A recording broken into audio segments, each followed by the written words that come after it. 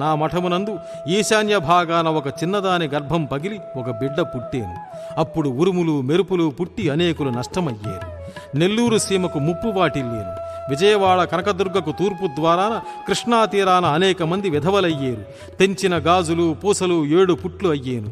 పాతాళ దుర్గమ్మ కనకదుర్గాదేవి ముక్కుపోగునంటేను. నా మఠములో ఆరెదొండ తీగ పుట్టి 7 ఘడియలలో అల్లుకపోయి 7 దినాలు పూజలు లేకుండా చేసేను. సప్త సముద్రములు, నదీ నదములు, వాగులు, వంకలు, నూతులు, గోతులలో జలము, మానవ శరీరములోని రక్తములో ఉండే జలము కలిసి 7 ఘడియలు నీరు ఇంకిపోయేను. పంచమాశ్వాసంలో స్వామి స్వయంగా చెప్పిన కొన్ని వాక్యాలు.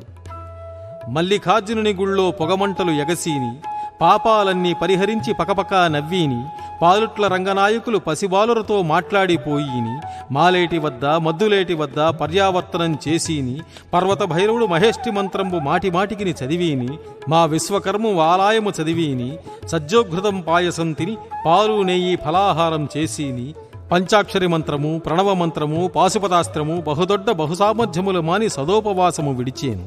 జారువాక్యాలు ఆడిన వారెల్లా నాశనమైపోయేరు. యశోదాదేవికి కీడు తలచిన వారెల్లా నాశనమైపోయేరు. కమ్మజాదుల పాన్పు రేపే కలిగేని. ఈ వాక్యములు స్వయంగా బ్రహ్మంగారు పలికినవే.